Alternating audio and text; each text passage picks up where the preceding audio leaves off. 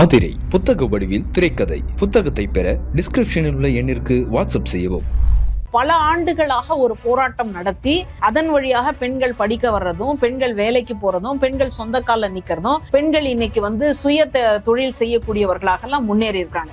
இப்போ இது மாற்றமா அல்லது இதை வச்சு பேசிக்கிட்டு ஆனா இன்னைக்கு இவ்வளவு பாலியல் அத்துமீறல்கள், பாலியல் வன்முறை நடக்குது, இது மாற்றம்? இப்போ முதல்வர் வெளியில போயிட்டு டெல்லியில போயிட்டு தமிழ்நாட்டினுடைய முன்னேற்றத்தை பேசுறாரு.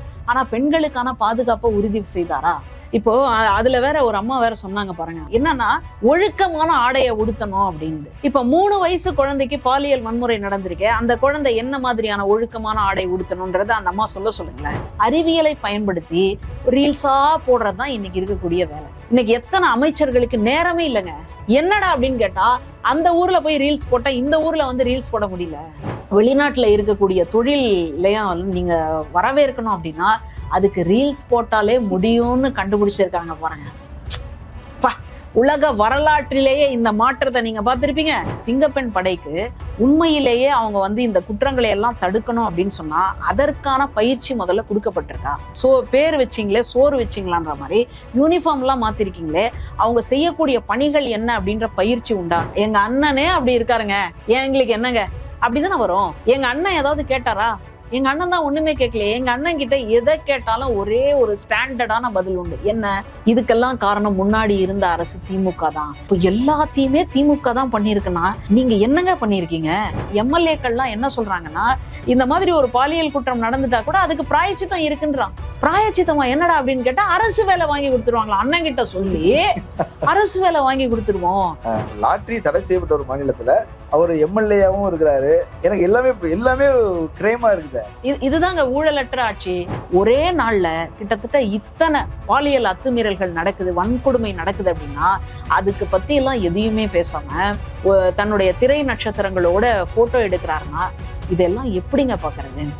சாதாரணமா ஒரு மனுஷனுக்கே கொந்தளிக்கும் அப்படின்னா ஒரு மாநிலத்தினுடைய முதல்வருக்கு எந்த உணர்ச்சியுமே இருக்காதா? என்ன பண்ணிட்டாங்க? ஒரு 2 கொலை தானே, இதுக்கு முன்னாடி எல்லாம் நடக்கலையா? என்ன பண்ணிட்டாங்க? பாலியல் அத்துமீறலா? இதுக்கு முன்னாடி எல்லாம் நடக்கலையா அப்படின்னு சொல்லக்கூடியதை பெண்களும் பேசுறாங்கன்னா எங்க போய் அடிச்சுக்கிறதுனே தெரியலங்க. அரண்சை நண்பர்களுக்கு வணக்கம். அரண்சை ஊடகம் சுயேட்சையாக இயங்குவதற்காகவே உருவாக்கப்பட்டது. நாம் செய்கிற வேலை உண்மையிலேயே மக்களுக்காக செய்கிறோம் என்பதை நீங்கள் நம்பினால், வாய்ப்பு இருந்தால் இந்த ரேசர் பே QR கோடுக்குள்ளே நீங்கள் அதை ஸ்கேன் பண்ணி எங்களுக்கு உங்களால் இயன்றதை விருப்பம் இருந்தால் ஆதரவு தெரிவிக்கலாம். அரண்சை நேயர்களுக்கு வணக்கம். நான் மதன் அறிவழகன். இன்று நமது சிறப்பு விருந்தினர் பேராசிரியர் மஞ்சுளா அவர்கள். நிறைய விஷயங்கள் விவாதிக்க இருக்கிறோம், அவரை வரவேற்கலாம். வணக்கம் மேடம். வணக்கம். இன்னைக்கு முன்னாள் சிஎம் ஸ்டாலின் அவர்கள் ஒரு பதிவு ஒன்று போட்டிருக்கிறார். 12 குற்றங்கள் ஒரே நாள்ல 24 மணி நேரத்துக்குள்ள 12 பாலியல் குற்றங்கள் நடந்திருக்குது. அதெல்லாம் நிறைய பேர் சிறுமிகளாகவும் இருக்கிறாங்க. 3 வயது குழந்தை கூட அந்த மாதிரி கேட்பார் இல்லாம கொண்டு வீசப்பட்டிருக்குது அப்படின்றதெல்லாம் சொல்றாரு.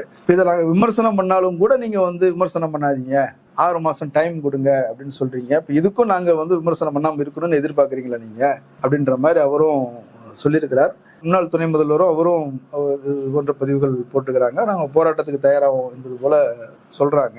திடீர்னு ஒரு மாசத்துக்குள்ள மொத்தமா எல்லாமே கொலாப்ஸ் ஆயிடுச்சோங்கிற மாதிரி ஒரு சொல் இருக்குது.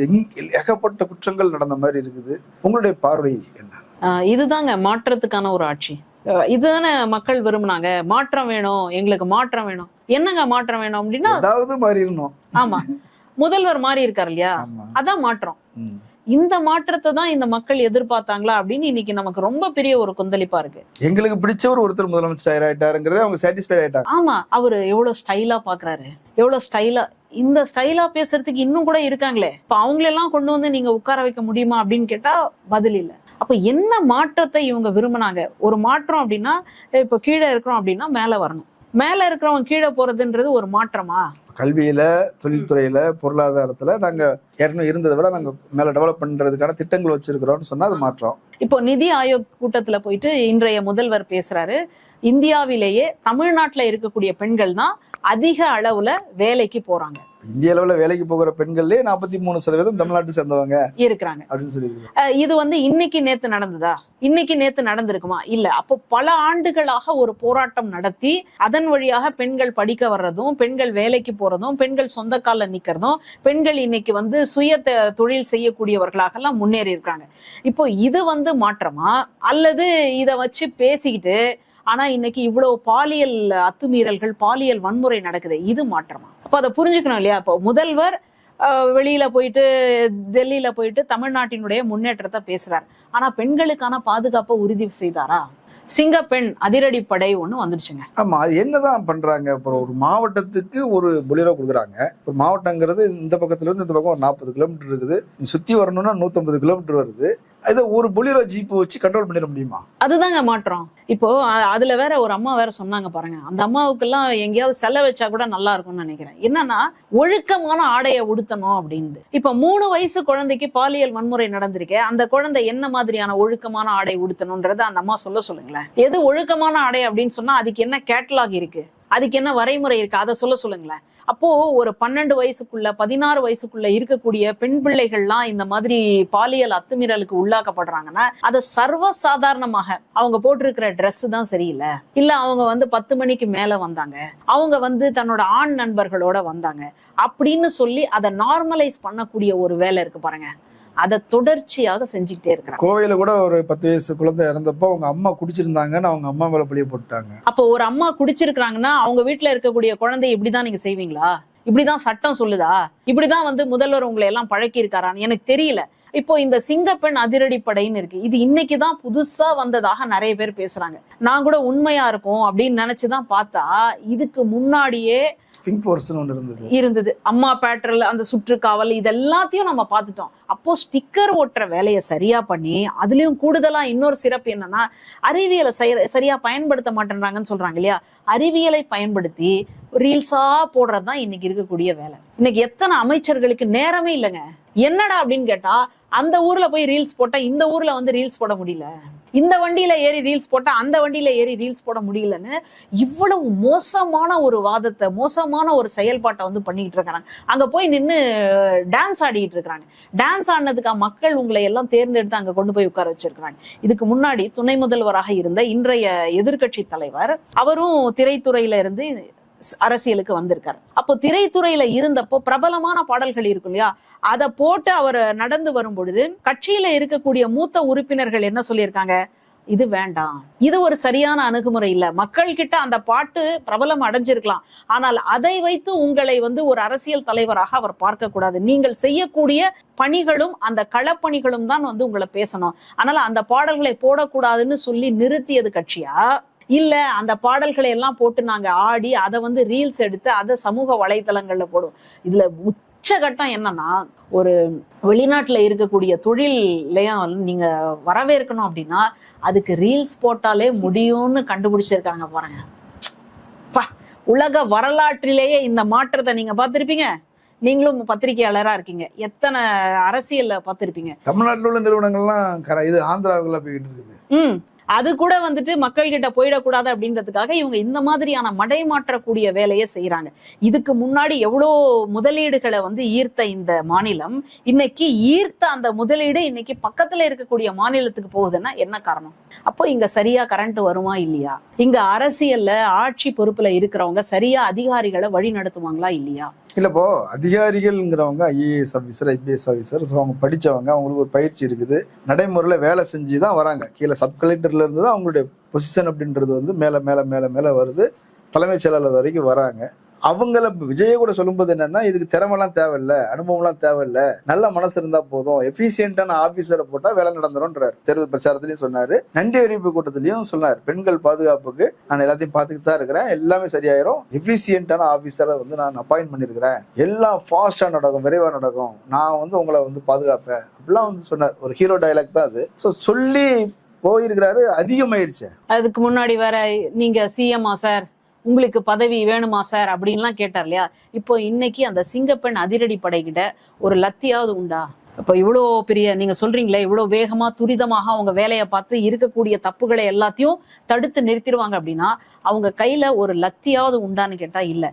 அவங்களுக்கு ஒரு எஃப்ஐஆர் போடுறதுக்கான உரிமையாவது உண்டான்னு கேட்டா அதுவும் இல்ல. இல்ல, எனக்கு இதுல ஒரு கேள்வி, ஒரு டவுட். ஒரு அருகாமையில் இருக்கிற காவல் நிலையத்திலிருந்து உதவி வந்து உடனடி கிடைக்குமா? அது எங்கேயோ சுத்திட்டு இருக்கிற அந்த பெட்ரோல் வர வரைக்கும் குற்றவாளிகள் காத்துக்கிட்டு இருப்பாங்களா, அல்லது குற்றங்கள் நடக்காம இருக்குமா? புகார்தாரர்கள் வரைக்கும் அவங்களும் காத்துக்கிட்டு தான் இருக்கிறாங்க. இதுதான் சினிமாத்தனம். சினிமாவில பாத்தீங்கன்னா எங்கேயோ ஒரு 10 கிலோமீட்டர் அல்லது 100 கிலோமீட்டர் தள்ளி ஒரு அநீதி நடந்துட்டு இருக்கும். இவரு ஹீரோ பாத்தீங்கன்னா அப்படியே பறந்து வருவார் பாருங்களேன். ஏரோப்ளேன் ஜெட்டு கூட அந்த வேகத்துக்கு போகாது. ஆனா ஹீரோ எங்க இருந்தோ வந்து பறந்து வந்து அங்க இருக்கக்கூடிய அநீதியை அழிச்சிட்டு போவாரு. உடனே தியேட்டர்ல இருக்கிறவங்க எல்லாம் பட்ட பட்ட பட்ட பட்ட கையை தட்டுவான், விசில் அடிப்பான், ஊன்னு சொல்லி குதிப்பான் இல்லையா? அதைத்தான் இவர் சொல்றாரு. இங்க இந்த சிங்கப்பெண் படைக்கு உண்மையிலேயே அவங்க வந்து இந்த குற்றங்களை எல்லாம் தடுக்கணும் அப்படின்னு சொன்னா அதற்கான பயிற்சி முதல்ல கொடுக்கப்பட்டிருக்கா? அவங்களுக்கு யூனிஃபார்ம் மாத்திருக்கீங்களே, பேர் வச்சிங்களே, சோறு வச்சிங்களான்ற மாதிரி யூனிஃபார்ம் எல்லாம் மாத்திருக்கீங்களே, அவங்க செய்யக்கூடிய பணிகள் என்ன அப்படின்ற பயிற்சி உண்டா? அவங்க பேருந்து நிலையங்கள்ல வந்து அங்க இருக்கக்கூடிய இளைஞர்கள் கிட்ட அட்வைஸ் பண்ணிட்டு இருக்காங்க. அவங்களும் ரீல்ஸ் தான் போட்டுட்டு இருக்காங்க. அதை வேற எடுத்து ரீல்ஸை போட்டுக்கிட்டு இருக்காங்கன்னா அப்போ இவங்களுக்கு எல்லாம் என்ன அக்கறை இருக்கு? நீங்க எஃபிஷியன்ட் அப்படின்னு ஒரு வார்த்தை சொன்னீங்க. எஃபிஷியன்ட்டா இருக்கிறவங்களால இதை வந்து தடுத்து நிறுத்த முடியும். எஃபிஷியன்ட்டுக்கு என்ன பொருள்? எஃபிஷியன்ட்னா என்ன? எதை வச்சு எஃபிஷியன்ட்? அப்போ பயிற்சியின் வழியாகத்தானே அந்த திறமையை டெவலப் பண்ண முடியும். ஆனா பயிற்சியே இல்லை. இதுக்கு ரொம்ப மிகப்பெரிய ஒரு எடுத்துக்காட்டு என்னன்னா மின்வெட்டு. பொதுவாகவே மே மாசத்துல எவ்வளவு யூனிட்டுகள் தேவை, எவ்வளவு வாட்ஸ் தேவைப்படும் அப்படின்னு நமக்கு தெரியும். மற்ற நேரங்கள்ல ஒரு 16,000 வாட் தேவைப்படுதுன்னா இந்த மே மாசத்துல இவ்வளவு சுட்டெரிக்கக்கூடிய இந்த காலத்துல 20,000 இருந்து 21,000 வாட்ஸ் தேவைப்படுது. இது 2024 பார்த்தோம், 2025 பார்த்தோம், இப்போ 2026. இதை கூட ஒரு அரசால கணிக்க முடியல. அந்த அரசு துறையில இருக்கக்கூடிய அதிகாரிகளாலையும் அங்க வேலை பார்க்கிறவர்களாலையும் கணிக்க முடியுமா? முடியாதா? முடியும். ஆனா ஏன் அவங்க வேலை பார்க்கல?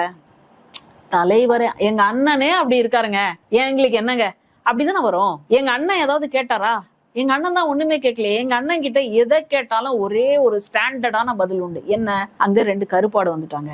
இதுக்கெல்லாம் காரணம் முன்னாடி இருந்த அரசு திமுக தான். இப்போ எல்லாத்தையுமே திமுக தான் பண்ணிருக்குன்னா நீங்க என்னங்க பண்ணிருக்கீங்க? அப்போ எதுக்காக நீங்க அந்த இடத்துக்கு வந்திருக்கீங்க? முழுக்க முழுக்க அவங்களே நம்பலன்றதுதான் உண்மை. இந்த ஆட்சியை நம்ம பிடிக்க மாட்டோம், இந்த முதல்வர் அப்படின்ற இடத்துக்கு நம்ம வரப்போறது இல்லை அப்படின்னு நம்பிதான் வருஷத்துக்கு வந்து 6 சிலிண்டர் கொடுக்குறேன், மாசத்துக்கு 2,500 ரூபாய் போடுறேன், அப்புறம் வேலை இல்லாத இளைஞர்களுக்கு 4,000 கொடுக்குறேன் அப்படின்லாம் எதுக்கு சொன்னார்னா வரமாட்டேன் அப்படின்னு நம்பி சொன்னார். அதிகபட்சம் ஓட்ட வாங்கிடணும் அப்படின்னு நம்ம நிறைவேற்ற தேவையில்ல, அதிகபட்சம் ஓட்ட வாங்கிடலாம் நினைச்சாரு. அதை ஜெயிச்சிட்டாரு. அவராலேயே இப்ப நம்பவே முடியல. நான் தானா கிள்ளி எல்லாம் வேற பாத்துக்கிறார். இப்படி வந்து எதை பத்தியுமே கவலை இல்லாமல் எதுவுமே தெரியாம நீங்க வந்து முதல்வரா வரக்கூடாது அப்படின்னு நம்ம சொல்ல. ஒரு ஜனநாயக நாட்டுல உங்களுக்கும் அந்த உரிமை உண்டு, எனக்கும் அந்த உரிமை உண்டு. ஆனால் அதற்கான தகுதியை வளர்த்து கொண்டாரா? அதைத்தான் நம்ம கேட்கிறோம். இப்போ ஒரு கட்சியை தொடங்கி மாநாடு நடத்துறதுக்குள்ளேயே எவ்வளவு பெரிய சாவுகள், எவ்வளவு பெரிய பலிகள். அதுல இருந்தாவது நீங்க பாடம் கத்துக்கிட்டீங்கன்னா இல்ல. அப்போ இந்த பொறுப்பை கொடுத்தா மட்டும், இந்த அரசியல் ஆட்சி பதவியை கொடுத்தா மட்டும் நீங்க என்ன செய்ய முடியும் அப்படின்னு கேட்டா வாயே திறக்க மாட்டேனாங்க. இல்ல, அவர் ஒரு விஷயம் சொல்றாரு இல்லையா, இப்ப அரசு பெண்களுக்கு பாதுகாப்பு கொடுக்கறதுக்கான அதிகாரிகள், சிங்கப்பெண் படை எல்லாம் கொடுக்குறோம். தனி மனித ஒழுக்கம் அப்படின்றது ஒண்ணு வேணும்ல. அவங்க ஒழுக்கமா இருந்திருந்தா குற்றமே நடக்காம போயிடும்ல. நீங்க ஒழுக்கமா இருங்க எல்லாம் சொல்றாரு. சரி, இது முதல்வருக்கும் பொருந்துமா பொருந்தாதா எனக்கு தெரியல. நான் ஒரு கேள்வியா வைக்கிறேன். முதல்வர் எந்த மாதிரி இருக்கிறார் அப்படின்னு கூட இருக்கக்கூடிய அவங்களுடைய எம்எல்ஏக்களும் அவங்களுடைய தொண்டர்களும் ரசிகர்களும் பார்ப்பாங்களா பார்க்க மாட்டாங்களா? முதல்வர் எங்க அண்ணனே அப்படி எல்லாம் இருக்காரு. அதுலயும் அவங்க கட்சியில இருக்கக்கூடிய பெண்கள் எல்லாம் சொன்னாங்க பாருங்க.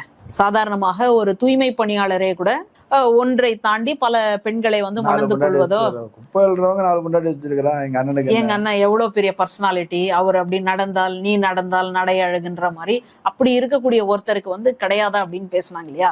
அப்போ இந்த இடத்துல இருந்து இன்னைக்கு இருக்கக்கூடிய இந்த பாலியல் குற்றங்களை எப்படி புரிஞ்சுக்கிறதுன்னு நீங்க சொல்லுங்க. அப்போ கட்சிக்குள்ள இருக்கக்கூடிய நபர்களையே அவங்களையே முதல்ல நீங்க வந்து நல்லவர்களாக மாற்றி இருக்கீங்களா? முதல்ல அந்த பாதி பேர் டிவிக்கே சேர்ந்தவங்க தான். அதுதான் இந்த பாலியல் குற்றங்கள்ல இருந்து, கஞ்சா கடத்தல இருந்து, கொலை குற்றங்கள்ல இருந்து, எந்த நீ ஆங்கிள் இருந்து குற்றங்களை வந்து வரிசைப்படுத்தினாலும் அதுல ஒரு பாதி பேர் டிவிகேல உள்ளவங்க இருக்கிறாங்க. அவங்க இந்த கவர்மெண்ட் ஓன் பண்றாங்களே, எங்க அண்ணன், எங்க கட்சி, எங்க ஆட்சி, நாங்க ஆட்சி பண்றோம், என்ன செஞ்சிட முடியுங்கிற ஒரு அந்த மனநிலை தான் இந்த குற்றங்கள் பெறுவதற்கு காரணமா இருக்கும். நிச்சயமா அதேதான் காரணம். இப்போ ராமகிருஷ்ணர் கிட்ட ஒரு அம்மா வந்து சொல்றாங்க, என் குழந்தை என் பையன் எப்ப பார்த்தாலும் இனிப்பை சாப்பிட்டுக்கிட்டே இருக்கிறான், அவனுக்கு வந்து கொஞ்சம் புத்திமதி சொல்லுங்கன்னு. ராமகிருஷ்ண பரமஹம்சர் சொல்றாரு, ஒரு வாரம் கழிச்சு வாமான்னு. சரின்னு ஒரு வாரம் கழிச்சு கூட்டிட்டு வராங்க. அப்போ அவரு சொல்றாரு பையன் கிட்ட, பா இனிப்பெல்லாம் நிறைய சாப்பிடக்கூடாது, எப்பயாவது கொஞ்சமா எடுத்துக்கோ. உடனே அந்த அம்மா கேக்குறாங்க, இதை நீங்க போன வாரமே சொல்லிருக்கலாமே, இப்போ ஏன் கேக்குறீங்கன்னு. இதை சொல்றது எதுக்கியா ஒரு வாரம்? உடனே அவர் சொல்றாரு, போன வாரத்துல நானும் இதே மாதிரி அதிகமா இனிப்பு சாப்பிட்டுட்டு இருந்தேன், நான் இந்த ஒரு வாரம் எனக்கு தேவைப்பட்டுச்சு இனிப்பை விடுறதுக்காக, நான் இன்னைக்கு இனிப்பை விட்டுட்டேன், அதனால நான் அறிவுரை சொல்றேன். அறிவுரை சொல்றதுக்கு ஒரு தகுதி வேணும். இப்போ நீங்க தலைவர் ஆயிட்டீங்க, ஒரு மாநிலத்தினுடைய முதல்வர் ஆயிட்டீங்க, அப்போ உங்களுடைய ஒவ்வொரு அசைவும் ஒவ்வொரு செயல்பாடும் உற்று நோக்கப்படும். ஆனா நீங்க ஒரு நல்லது கெட்டதுக்கு போகும்பொழுது உங்களுடைய குடும்ப தலைவியை கூட்டிட்டு போறீங்களா? இதுக்கு யார் பதில் சொல்ல போறாங்கன்னு தெரியல. இப்ப இந்த சூழல்ல நீங்களே ஒரு அறிவுரை சொன்னாலும் உங்க கட்சியில இருக்கக்கூடிய தொண்டர்கள் எப்படி பார்ப்பாங்க? எம்எல்ஏக்கள்லாம் எந்த மாதிரி வந்து பேசுவாங்க? இன்னும் கேட்டா எம்எல்ஏக்கள்லாம் என்ன சொல்றாங்கன்னா, இந்த மாதிரி ஒரு பாலியல் குற்றம் நடந்துட்டா கூட அதுக்கு பிராயச்சித்தம் இருக்குன்றான். பிராயச்சித்தமா என்னடா அப்படின்னு கேட்டா, அரசு வேலை வாங்கி கொடுத்துருவாங்களா? அண்ணன் கிட்ட சொல்லி அரசு வேலை வாங்கி கொடுத்துருவோம். எவ்வளவு மோசமான போக்கு பாருங்க. ஸ்ரீவைகுண்டத்துல ஒரு பெண்மணி, தாவேகாவினுடைய பெண்மணி, அந்த மாதிரி கட்சியை சார்ந்தவர்கள், அவங்க கிட்ட என்ன சொல்றாங்க, ஜெயபால் அவர்களும் பாலமுருகன் அவர்களும் வேலை வாங்கி கொடுக்குறோம். அந்த மாதிரி ஏற்கனவே பொருளாதாரத்துல நொடிஞ்சு போயிருக்காங்க. லாட்டரி பிசினஸ் வந்து சரவணன் பண்ணிக்கிட்டு இருந்தாரு, அதுல ஒரு ஏஜென்சியா தான் நான் எடுத்து செஞ்சுக்கிட்டு இருந்தேன், அப்படிதான் எனக்கு பிசினஸ் கொடுத்தாங்க. அப்புறம் என்னால அதை பண்ண முடியல, அதுக்காக தான் மறுபடியும் என்ன கூட்டு வர சொன்னாங்கன்னு நான் சொல்ல. லாட்டரி தடை செய்யப்பட்ட ஒரு மாநிலத்துல அவர் எம்எல்ஏவும் இருக்கிறாரு. எனக்கு எல்லாமே கிரைமா இருக்குதே. இதுதாங்க ஊழலற்ற ஆட்சி. நீங்க வந்து ஊழல் அப்படின்றதுக்கு வந்து இனிமேல் பொருளே மாறி போச்சு. இந்த மாதிரி எல்லாம் செய்தா அது ஊழல் அற்றது, இதுக்கு எதிரா செஞ்சோம்னா அது ஊழலான ஆட்சி. இனிமேல் அப்படிதான் வந்து பிள்ளைங்களுக்கு நம்ம சொல்லி கொடுக்கணும் போல இருக்கு. இந்த ஆட்சி மாற்றம் வந்த உடனே எனக்கு தெரிஞ்ச நண்பர் ஒருத்தர் பார்த்து கேட்டாரு, நீங்கெல்லாம் கல்லூரிகள்ல என்ன நடத்துறீங்கன்னு கேட்டாரு. இதுக்கு பதிலா செருப்பால 2 அடி அடிச்சிருக்கலாம். ஆமா, உங்க பசங்க தானே எல்லாம் ஓட்டு போட்டு ஜெயிக்க வச்சிருக்கிறாங்க, என்னதான் நீங்க சொல்லி கொடுத்தீங்க, என்னதான் சொல்லி கொடுத்தீங்க அப்படின்னு கேட்டாரு. என்னால அந்த முகத்தை பார்க்கவே முடியலங்க. அப்போ இந்த ஆட்சியில வந்துட்டு இப்படி ஒரு தவறு நடந்ததுன்னா அதுக்கு வந்து நான் ஒரு வேலையை வாங்கி கொடுத்து, அரசு வேலையை வாங்கி கொடுத்து நான் சரி கட்டிப்பேன்னு சொல்லி நினைக்கக்கூடிய அந்த மனம் எங்க இருந்து வந்தது? யாருக்கிட்ட? துணிச்சல் தானே அது. நான் சரி கட்டிடுவேன், கவர்மெண்ட் ஏன் கவர்மெண்ட் எல்லாத்தையும் நான் பாத்துக்குவேன், என்ன மீறி என்ன நடந்துரும். நான் என்னதான் வெளிநாட்டுல இருந்து காரை வந்து இறக்குமதி பண்ணாலும் அதற்கான வரியை நான் கட்ட மாட்டேன், நான் அதுக்கு ஸ்டே வாங்குவேன் அப்படின்னு சொல்றதுக்கும் இவங்க இந்த மாதிரி பேசுறதுக்கும் எவ்வளவு ஒத்துமையா இருக்கு இல்லையா? எல்லாம் ஒரே மாதிரியே நினைக்கிறாங்க, ஒரே மாதிரியே நடந்துக்கிறாங்க அப்படின்னு தான் நான் புரிஞ்சுக்கிறேன். அப்போ இந்த பூனைக்கு யார் மணி கட்டுவது? இது இப்படியே போயிட்டு இருந்தா இன்னைக்கு பெண்கள் இந்த அளவுக்கு வந்து முன்னேறி இருக்கிறாங்க இல்லையா? இப்ப மறுபடியும் எல்லாரும் என்ன நினைப்பாங்க, பெண்களை வெளியிலேயே அனுப்பக்கூடாது. நீங்க இப்படி சொல்றீங்க. நம்ம டிவிக்கு ஓட்டு போட்டவர்கள் எல்லாம் பார்த்து பேசும்போது அவங்க ஏன் போன கவர்மெண்ட்ல நடக்கலையா, வேற எங்கேயுமே நடக்கலையா, இங்க மட்டும் தான் நடந்துருச்சா, எல்லாத்துக்கும் வந்து நீங்க வந்து குறை சொல்லிட்டே இருக்கிறீங்க. 6 மாசம் டைம் கொடுங்க. சினிமா பிரபலங்கள் வரைக்கும் சொல்றாங்க 6 மாசம் டைம் கொடுக்கணும். இப்ப லாரன்ஸ் கூட சொல்றாரு இது மிக சிறந்த ஆட்சி அப்படின்றாங்க. இல்ல விமர்சனங்கள் வருது 6 மாசம் டைம் கொடுங்க அப்படின்றாங்க. அது வரைக்கும் இந்த கொலைகள் எல்லாம் பாத்துக்கிட்டே இருக்கணுமா? நம்ம 6 மாசம் வரைக்கும் இதெல்லாம் பாத்துக்கிட்டே இருக்கணும், பேசாம இருக்கணுமா? இந்த மாதிரி பேசுறவங்க அவங்க வீட்டுல இந்த மாதிரி ஏதாவது ஒரு சம்பவம் நடந்தா என்ன பேசுவாங்க சொல்லுங்க? இப்ப அவங்க இன்னொருத்தன் வீட்டுல நடக்கும் பொழுது அது வந்துட்டு கை கழுவி விடுற மாதிரியும், அவங்க வீட்லயே இந்த மாதிரி ஏதாவது ஒண்ணு நடந்தா அவர்களால இந்த மாதிரி பேச முடியுமா? இது எவ்வளவு பெரிய அயோக்கியத்தனம் இல்லையா? ஒரு சமுதாயம் வந்து வழி தவறி போகுது, இல்ல மோசமா எங்கேயோ போகுது அப்படின்னா அதை புடிச்சு சரி பண்ணணுமா?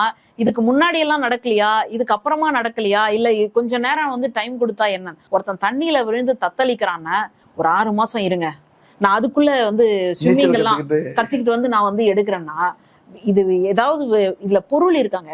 இவங்க எல்லாம் படிச்சவங்க தானா? இவங்களுக்கு வந்து இந்த மண்ணினுடைய மகத்துவம் புரியுதா? இந்த திராவிட சித்தாந்தம்னா என்ன, பெண்களினுடைய விடுதலை அப்படின்னு சொன்னா என்ன, ஒரு பெண்ணை எப்படி மதிக்க வேண்டும் அப்படின்றதெல்லாம் இவங்களுக்கு ஏதாவது தெரியுதா? அப்போ எதுவுமே தெரியாம தற்குறித்தனமாகத்தான் இருக்கிறார்களோ அப்படின்னு நம்மள மறுபடியும் பேச வைக்கிறாங்க பாருங்க. பெண்களே பேசுறாங்களே, லேடிஸ் கேக்குறோம், அவங்க கோச்சிக்கிறாங்க. என்ன நீங்க எங்க தலைவரை வந்து குறை சொல்லிட்டே இருக்கிறீங்க, ஸ்டாலின் யோக்கியமா, எடப்பாடி யோக்கியமா, இப்படித்தான் போறாங்களே தவிர பெண்களே கூட இதை சகிச்சுக்கிங்கன்ற மாதிரி தானே பேசுறாங்க. அதுதான் இது வந்துட்டு எப்படி இருக்கு அப்படின்னு சொன்னா, போதை அப்படின்றது வந்து வெறும்னே அந்த பொருள் பொட்டலம் அதுல மட்டும் இல்ல, ஒரு சினிமாவும் வந்து இன்னைக்கு வந்து ஒரு போதை. இன்னும் கேட்டா பக்தியே சில நேரங்கள்ல அந்த மாதிரி இருக்குன்னு நம்ம வந்து சொல்லுவோம். அதாவது ஒரு கல்ட்டு வழிபாடு, ஒரு கல்ட்டு வழிபாடு என்னைக்குமே ஒரு கட்சிக்கோ அல்லது ஒரு மாநிலத்துக்கோ நன்மையை செய்யவே செய்ய, ஆமா, ஒரு நன்மையை கொண்டு வந்து சேர்க்கவே சேர்க்காது. ஏன் அஇஅதிமுக இன்னைக்கு இந்த ஒரு நிலைமையை அடைஞ்சிருக்கு யோசிச்சு பாருங்க. அதுல கொள்கை இல்லையா, அதுல வந்து உறுப்பினர்கள் இல்லையா, அதுல தொண்டர்கள் இல்லையானா எல்லாருமே இருக்காங்க. ஆனால் அந்த கட்சியை பொறுத்த வரைக்கும் எம்ஜிஆர் அப்படின்ற ஒரு பிம்பம், அடுத்ததாக ஜெயலலிதா அம்மையார் அப்படின்ற ஒரு பிம்பம். இன்னைக்கு அப்படியான ஒரு லீடர் அங்க இல்ல, அப்படியான ஒரு கல்ட் அப்படின்றது இல்ல. அதனாலதான் இன்னைக்கு அந்த கட்சி அவ்வளவு பெரிய தோல்வியை வந்து சந்திக்குது அப்படின்னு பாக்குறோம். மொத்த பேரும் அப்படியே டிவிக்கே ஓடி வந்துருவாங்க போல இருக்க.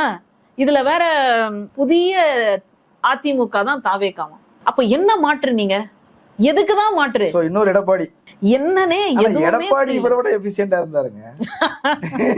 நம்ம அவரை போய் திட்டிக்கிட்டு இருந்தோம். ஆமா, கடைசியில அவரெல்லாம் ஒண்ணுமே இல்ல அப்படின்ற எவ்வளவு பெரிய வேலையை செஞ்சிருக்காரு ஒன்ன விட அப்படின்ற மாதிரில இருக்குது. ஆமா, இப்ப அவரை பார்க்கும் பொழுது அவராவது கொஞ்சம் படிச்சிருக்காரு போல இருக்கு, அவர் அதாவது இந்த அரசியலை வந்து படிச்சுட்டார் போல இருக்கு அப்படின்னு நம்ம நினைக்கிறோம். ஆனால் இவர் இவ்வளவு கொடுமை நடக்கக்கூடிய நேத்து என்ன பண்ணியிருக்காருன்னா, தன்னுடைய திரை நட்சத்திரங்களை எல்லாம் கூப்பிட்டு வச்சு போட்டோ எடுத்திருக்காங்க. எவ்வளவு மோசம் பாருங்களேன். சாதாரணமா ஒரு இறப்பு வீடுகள்ல நம்ம நுழையிறோம்னாலே சிரிக்க கூடாதுன்னு சொல்லுவோம். அந்த இறந்தவர் வந்து யாரோ கூட இருக்கலாம், ஏதோ 2 விட்ட 1 விட்ட சித்தப்பா பையன் பெரியப்பா பையன் அந்த மாதிரி கூட இருக்கலாம். ஆனால் ஒரு இறப்பு வீடுக்குள்ள நம்ம நுழையிறோம் அப்படின்னா குறைந்தபட்சம் வந்துட்டு நம்ம அழலை அப்படின்னா சிரிக்க கூடாது, ஒரு மலர்ச்சியோட அங்க போறது அப்படின்றது தவறு. அக்கம் பக்கத்து வீட்டுல எல்லாம் வந்து சமையலே கூட செய்யக்கூடாது. அதுக்காக தான் நம்ம எங்கேயோ தூரத்துல இருந்தெல்லாம் வரவழைப்போம். அப்படி இருக்கக்கூடிய ஒரு இடத்துல ஒரே நாள்ல கிட்டத்தட்ட இத்தனை ஒரு 12க்கும் மேற்பட்ட பாலியல் அத்துமீறல்கள் நடக்குது, வன்கொடுமை நடக்குது அப்படின்னா அதுக்கு பத்தி எல்லாம் எதையுமே பேசாம தன்னுடைய திரை நட்சத்திரங்களோட போட்டோ எடுக்கிறாருன்னா இதெல்லாம் எப்படிங்க பாக்குறது? சாதாரணமா ஒரு மனுஷனுக்கே வந்து கொந்தளிக்கும் அப்படின்னா ஒரு மாநிலத்தினுடைய முதல்வருக்கு எந்த உணர்ச்சியுமே இருக்காதா? 41 பேர் இறந்தப்போ கூட அவர் வந்து ஜனநாயகன் படத்துடைய ப்ரமோஷனுக்கு போயிட்டு டான்ஸ் ஆடிட்டு இருந்தார். அப்பவே இந்த மக்கள் வந்துட்டு யோசிக்கலையே, இத வந்து திமுகவினுடைய சதின்னு ஒரு சதி கோட்பாடை உருவாக்கும் பொழுது கூட ஐயோ இது எவ்வளவு பெரிய அநியாயம், அங்க வந்துட்டு கூட்ட நெரிசல் தானே அதற்கான காரணம், அந்த கூட்ட நெரிசலை திட்டமிட்டு உருவாக்குனாங்களே தவிர இயல்பாக அந்த கூட்ட நெரிசல் உருவாகவில்லையே அப்படின்ற ஒரு சின்ன சிந்தனை கூட மக்கள் கிட்ட இல்லையே. அதுலயும் தன்னுடைய உறவினர்களை இழந்தவர்கள் கூட எங்க அண்ணனை பார்த்துட்டோம், எங்க விஜய பார்த்துட்டோம் அப்படின்னு சொல்லக்கூடியவர்களை எல்லாம் பார்க்கும் பொழுது நம்ம தமிழ்நாட்டுல தான் இருக்கிறோமா இல்ல வேற எங்கேயாவது வட மாநிலங்கள் மாதிரி இருக்கிறோமா அப்படின்னு ஒரு சந்தேகம் இருந்தது. ஆனா இன்னைக்கு நடக்கக்கூடிய பாலியல் குற்றங்களை எல்லாம் பார்க்கும் பொழுது தெளிவாவே ஆயிடுச்சு. இப்போ கும்மிடிப்பூண்டியில நடந்த அந்த சம்பவம் ஸ்டான்லி மெடிக்கல் ஹாஸ்பிட்டல்ல இது நடக்குது, ட்ரீட்மெண்ட், குழந்தை இறந்து போகுது. அந்த குழந்தைய அங்கேயே எங்கேயாவது அடக்கம் பண்ணிடுங்க அப்படின்னு கூட பேச்சுவார்த்தை நடந்திருக்கு. அதுக்கப்புறமா அவங்க எங்களுடைய இடத்துக்கு போறேன்னு சொல்லும் போது கூட பொன்னேரியில தான் அடக்கம் செய்யப்பட்டதாக சொல்லுது. அதுலயும் எரிச்சிட்டாங்க. ஒருவேளை வேற எதுக்காவது அந்த உடல் தேவைப்பட்டாலும் கூட வாய்ப்பில்லை அப்படின்ற ரீதியில இருக்கும் பொழுது உண்மையிலேயே பெண்களுக்கான பாதுகாவலராகத்தான் இன்றைய முதல்வர் வந்திருக்காரா அல்லது போன ஆட்சியை கேலி செய்வதற்காகவும் அவதூறு பரப்புவதற்காக இதை வந்து கையில எடுத்து வச்சு பேசினாரா இல்ல அவதூறு செய்வதற்காகவே இந்த மாதிரியான குழப்பங்களை உண்டாக்கினார்களா அவர்களுடைய கட்சியில இருந்து? எதுவுமே புரியலங்க. இவ்வளவு பெரிய கோயம்பேடு, இந்த கோயம்பேடுல ஒரு பிரைவேட் பார் நடக்குது. அந்த பிரைவேட் பார் யாருக்கு சொந்தமானதுன்னா மறுபடியும் பார்த்தா தாவேகாவை சார்ந்தவர்கள்னு. அப்போ இது தோல்ல வந்து அந்த துண்டையும் நம்ம வண்டியில வந்து அந்த கொடியும் வச்சுட்டு போனா போலீஸ்காரங்களே ஹெல்மெட் போட்டியா போடலையான்னு கண்டுக்க மாட்டேன்றாங்கன்னு சொல்றாங்க. அது வந்துட்டு எந்த அளவுக்கு போய் முடிய போகுதுன்னு தெரியல. முன்னாடி எல்லாம் கொஞ்சம் அத்துமீறலுக்கும் அவங்க அந்த கட்சியை தான் பயன்படுத்திக்கிறாங்க. ரொம்ப சர்வசாதாரணமா இதையெல்லாம் நார்மலைஸ் செய்யும் பொழுது இனிமேல் வரக்கூடிய இந்த இளைய தலைமுறையை எப்படி பாதுகாக்கிறது அப்படின்ற ஒரு பெரிய கனமான ஒரு இடத்துல இருந்து நான் யோசிக்கிறேங்க. நம்ம வந்து குழந்தைகளை வழிநடத்தக்கூடிய ஒரு இடத்துல இருந்து பேசுறோம். அவங்களுக்குள்ள ஒரு மரியாதைனா என்ன, ஒரு வேல்யூ எஜுகேஷன்னா என்ன, மற்றவங்களை பார்க்கும் பொழுது துன்பத்துல இருக்கிறவங்களை பார்க்கும் பொழுது அவங்களுக்கு எப்படி உதவி செய்யணும் அப்படின்னு சொல்லக்கூடிய ஒரு இடத்துல இருந்து என்ன பண்ணிட்டாங்க? ஒரு 2 கொலை தானே, இதுக்கு முன்னாடி எல்லாம் நடக்கலையா? என்ன பண்ணிட்டாங்க? பாலியல் அத்துமீறலா? இதுக்கு முன்னாடி எல்லாம் நடக்கலையா அப்படின்னு சொல்லக்கூடியதை பெண்களும் பேசுறாங்கன்னா எங்க போய் அடிச்சுக்கிறதுனே தெரியலங்க. ஏன்னா பெண்கள் தான் கொஞ்சமாவது இந்த நாட்டுல இருக்கக்கூடிய அறத்தை பாதுகாக்கக்கூடிய நபர்கள். ஆனால் தான் கரெக்டா கொண்டு போய் பெண்கள் கிட்ட பக்தி அப்படின்னு கொண்டு போய் கொடுத்துட்டாங்க. பெண்கள் கிட்ட தான் இந்த சாதியை வச்சு பாதுகாக்கிறாங்க. அதனால்தான் அந்த குடும்ப கௌரவம் அப்படின்றது பெண்களுடைய உடம்புல வச்சிருக்காங்க. ஏன்னா பெண்கள் வந்து அதை சரியா கொண்டு வருவாங்க. ஆனா அப்படிப்பட்ட பெண்களே இந்த மாதிரி பேசுறாங்க அப்படின்னா அதற்கு வந்துட்டு ஒரு தலைவர் வந்து காரணமாக இருக்கின்றார்னா இது உண்மையிலேயே தலைமை பண்பு தானா? அப்ப இத்தனை நாள் வரைக்கும் நம்ம ஒரு இதுதான் ஒழுக்கம், இதுதான் சரி, இதுதான் வந்து அறம் அப்படின்னு சொல்லிட்டு இருந்தோம் இல்லையா, அது எல்லாமே உளுத்து போயிடுச்சுங்க. அது எல்லாமே வேஸ்டா போயிடுச்சு. அந்த ஒரு இடம் இருக்கு பாருங்களேன், எல்லாம் ஒரு ஒரு கட்டடம் மாதிரி மேல உயர்த்தி கட்டி திடீர்னு இடிச்சு அந்த ஒரு மனநிலையில தாங்க நான் இருக்கிறேன். இதுக்கு மேலையாவது இந்த அரசு கொஞ்சமாவது அக்கறை காட்டி, ரீல்ஸ் வேற ரியல் வேற, ரியல்ல நம்ம உழைக்க வேண்டியது அப்படின்றது ரொம்ப முக்கியம். பெண்கள் இந்த அளவுக்கு முன்னேறி இருக்கிறாங்க. இதை வந்து நம்ம நிதி ஆயோக் கூட்டத்துல எல்லாம் நம்ம பேசியிருக்கிறோம். இனிமேல் வரக்கூடிய கூட்டங்கள்ல நமக்கு பேசணும் அப்படின்னு சொன்னா பெண்களை பாதுகாக்க வேண்டியது அவசியம். இத்தனை வருஷ போராட்டத்திற்கு பிறகுதான் பெண்கள் இந்த இடத்தை அடைஞ்சிருக்கிறாங்க.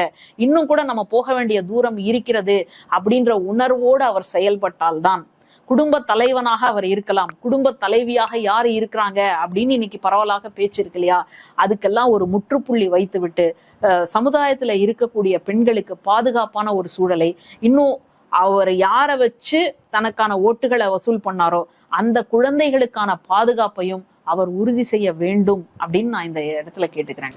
உங்களுடைய கோரிக்கையவே நிகழ்ச்சியின் செய்தியாக நம்ம மக்கள்கிட்ட கொடுக்கிறோம். மக்கள் அதை பரிசீலிக்கட்டும். கலந்து கொண்டு கருத்துக்களை பகிர்ந்துக்கிறேன். நேரிலே மற்றொரு விருந்தினோடு மீண்டும் சந்திக்கலாம். நன்றி.